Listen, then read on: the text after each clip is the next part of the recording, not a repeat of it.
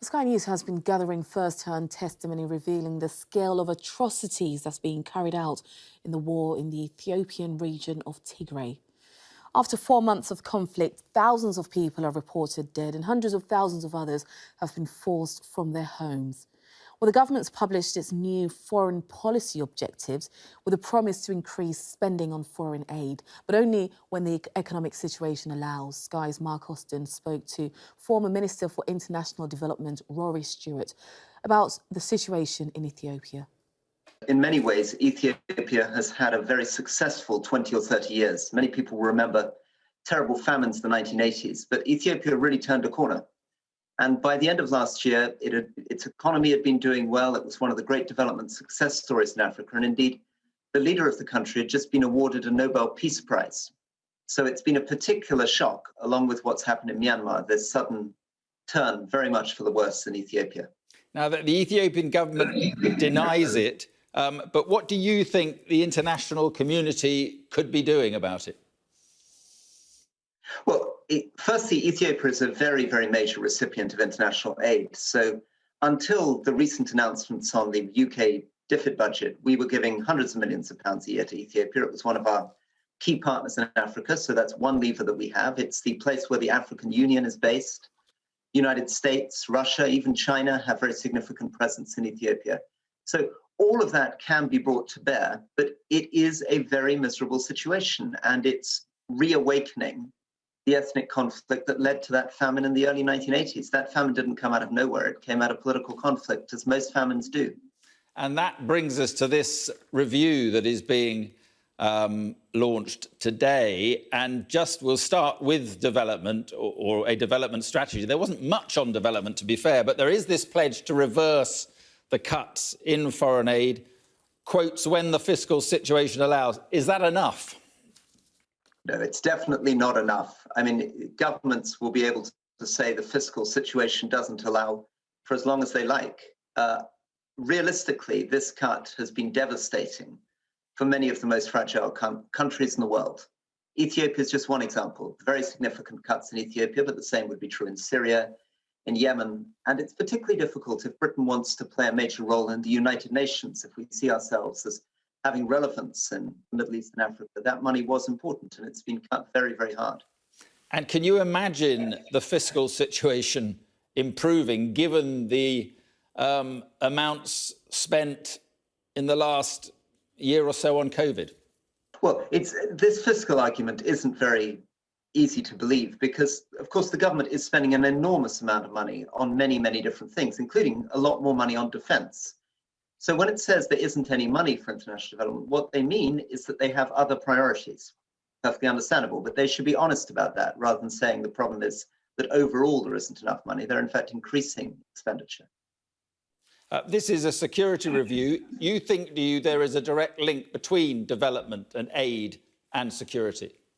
Very much. This integrated review, which has just come out, is very technology heavy, and it talks a lot about China, India and the Pacific.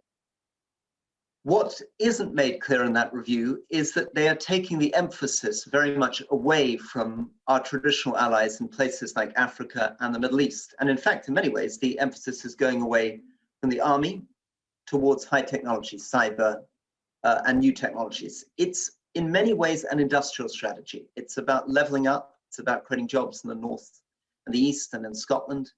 But it isn't fundamentally, I think, doing enough to keep the connections and relationships we have in those very fragile countries. And Africa and Ethiopia would be a classic example of that.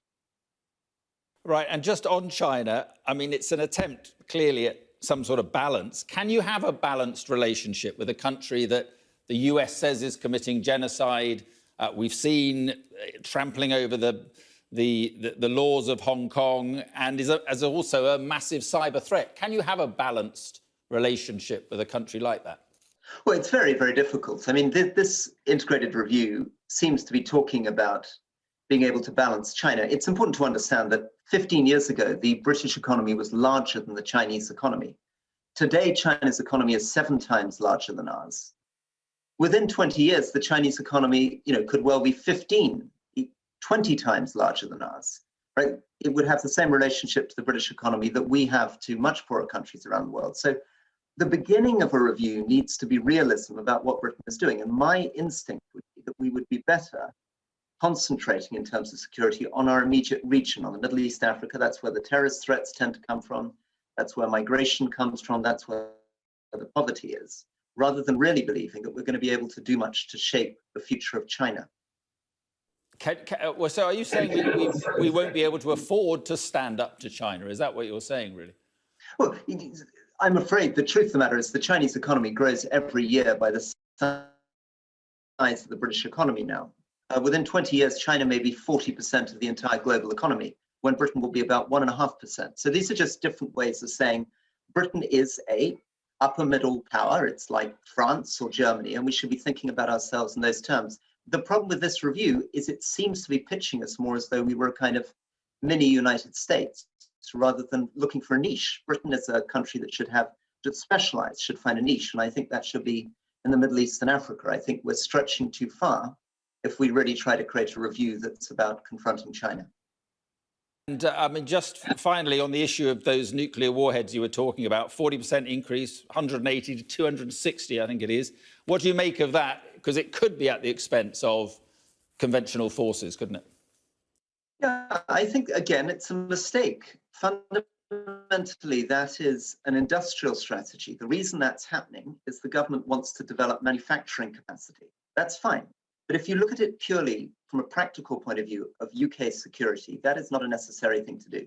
I would much rather see the investment go into, for example, the army, into diplomats, into development, into giving us the capacity to contribute something as a member of the United Nations, rather than trying to replicate on a smaller scale what vast economies like the US and China are doing in nuclear weapons. Well, it's time now for business news from across Africa. It's Business Day TV.